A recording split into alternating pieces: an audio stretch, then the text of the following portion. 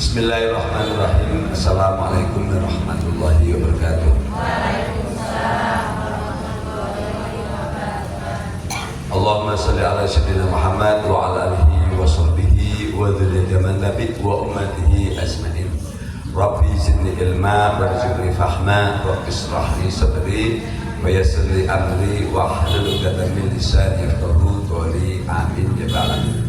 Pada hari jamaah Masjid Agung Nita Asta yang saya hormati, pada hari ini hari Senin tanggal 30 Juni tahun 2025, saya bacakan terjemahan daripada kitab Al-Baqarah bab 4 ini tentang Nabi.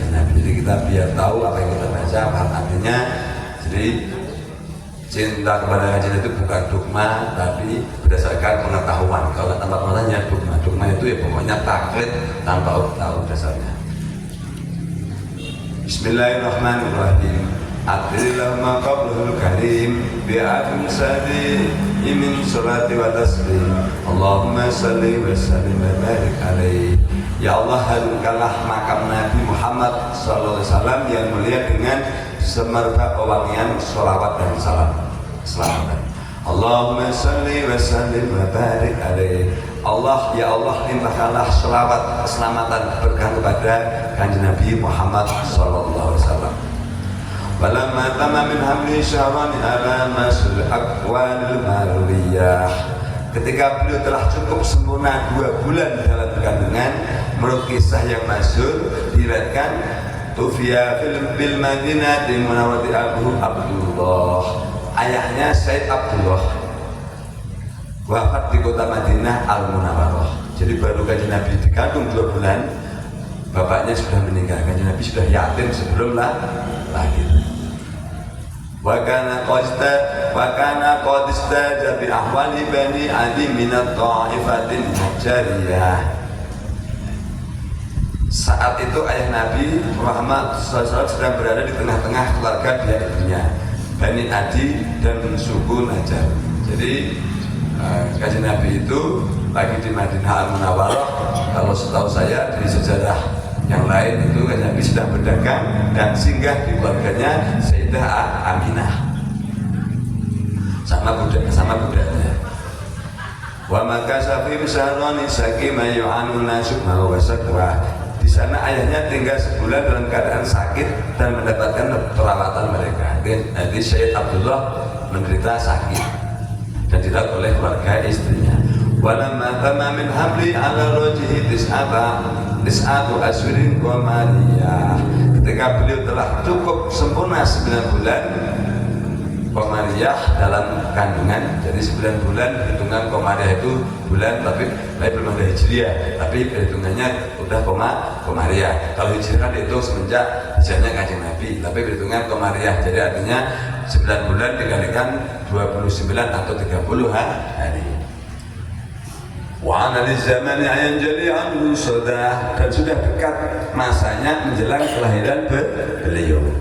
Hadara ummahu lailatu maulidihi asyatu wa maryamu fi nisbati minal hadiratil qudsiyah. Pada malam kelahirannya ibunya Siti Aminah, jadi ibunya Nabi Siti Aminah dikunjungi oleh Siti Asyah. Siti Asyah itu istrinya Raja Fir'aun yang soleh yang memelihara Nabi Musa. Jadi lahirnya Nabi itu ditungguin sama istrinya Fir'aun yang soleh yang merawat Nabi Musa. Dan Siti Maryam, ibunya Nabi Isa alaihissalam. 2 wanita mulia beserta banyak bidadari surga. Itulah hanya Kanjeng Nabi. Wa hadhal mahadu fa waladahu sallallahu alaihi wasallam murayat al-sana. Tak lama kemudian ibunya melahirkan beliau dengan cahaya yang berkilauan memenuhi alam semesta. Jadi ada cahaya dari tempat lahirnya Nabi sampai ke alam semesta, sampai ke langit.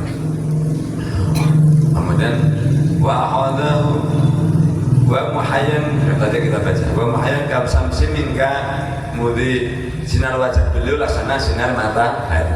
Jadi sinar wajahnya Nabi laksana sinar matahari. Asfarat anhul lailata ghurra'u, karena sinarnya malam menjadi terang, karena sinarnya cahaya wajahnya Nabi. Lailatul Maulidil ladzi kana litina surum biyaumihi wasbiha. Malam kelahirannya merupakan hari kegembiraan dan hari kemegahan bagi umat beragama. Jadi orang Yahudi, orang Nasrani bahagia karena memang menunggu lahirnya Kanjeng Nabi. Cuma setelah itu mereka mengingkari. Kenapa? Karena dia lahir dari Bani Israil. Karena lahirnya Kanjeng Nabi ini sudah ditulis difirmankan Allah di kitab Taurat dan kitab Injil. Yauma nalati wa tihibnatu wahdi min fahal malam analhul nisa. Hari kelahirannya merupakan hari kebanggaan bagi Siti Aminah, kebanggaan yang belum pernah diboleh wanita lain. Kenapa? Ya karena Siti Aminah melahirkan orang paling mulia sejagat raya. Wa atat qamaha bi afdali mimma hamat qablu Maryamul adra'u. Putra yang dilahirkan lebih utama dari putra yang dilahirkan Siti Maryam atau putra terlahir sebelumnya. Jadi sama Nabi Isa alaihissalam lebih mulia. Wa tawalat busrul hawa fi angkot walida Mustafa wa haqqal hana. Dan terdengarlah suara kegembiraan. Hawa itu suara tanpa wujud, karena dengan kehadiran Nabi pilihan ini akan datang kemudahan-kemudahan lahirnya syariat agama Islam. Hadza wa qad istahsana al-qiyama inna dzikra maulidil syarifi a'immatu dzahuri wa yati wa ruwiyah.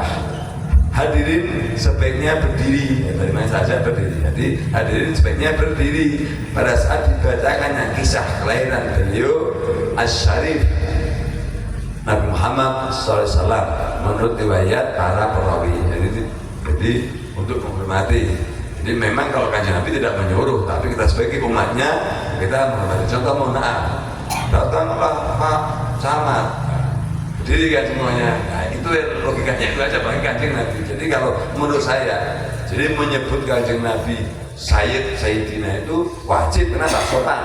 Contoh mohon maaf, hadirlah Burhan misalnya. Saya juga tersinggung kan, apa Kanjeng Nabi pakai logika, hadirlah Burhan, biar saya itu saya tersinggung. Ya, hadirlah contohnya Prabowo, pasti marah. Hadirlah beliau. Makanya kalau Pak Soekarno, mohon hadirin semua berdiri karena hadir baginda yang mulia Soekarno. Pak Karno sebagai baginda yang mulia itu Pak Karno. Enggak salah, dia presiden Pak Karno. Jadi panggil Pak Karno jangan pakai Kanjeng Nabi. Panggil datanglah, mohon maaf, Muhammad. Panggil mana? Panggil lo atau bapak kita dipanggil, bapaknya siapa? Dipanggil, mohon masuk Pak Nana contoh. Ini ada Pak Nana ini, contoh benar Pak Nana ya. Ini ada Asep anaknya. Nana, marah nggak coba? Itu pakai logika. Jadi manggil Sayyid itu wajib bagi kita umatnya. Kalau Kanjeng Nabi kan rendah hati ya, memang jangan pernah manggil saya Sayyid. Itu Kanjeng Nabi kan rendah hati. Seperti saya, nggak usah manggil saya Haji, nggak usah manggil saya dokter, panggil saya Burhan. Ya harus gitu, rendah hati. Tapi kalau saya dipanggil Burhan, pasti akan tersinggung hati kita, ya enggak? Kalau yang tersinggung Kanjeng Nabi bagaimana? Yang tersinggung Kanjeng Nabi ya berbahaya, ya enggak? Oh, itu memberi syafaat, gitu. Itu pakai logika sederhana. Contohnya begitu. Pasti asal mana kalau sama gitu, mana sina.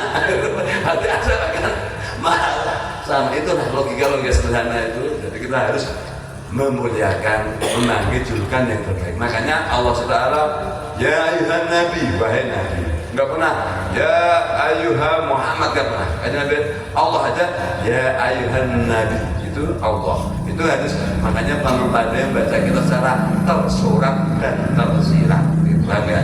Ya perlu saya contoh, panggil saja Burhanah itu tersuratnya mungkin artinya bagaimana dokter atau haji atau bapak atau apa itu seperti itu. Itu demikian. Semoga insya Allah kita dengan tawadu kepada Kanjeng Nabi, kita punya sifat rendah hati, bisa menghormati siapapun kepada baik orang di atas kita, di bawah kita, kepada siapapun. Demikian, terima kasih, mohon maaf atas segala kesalahan-kesalahannya. Billahi hidayah. Wassalamualaikum warahmatullahi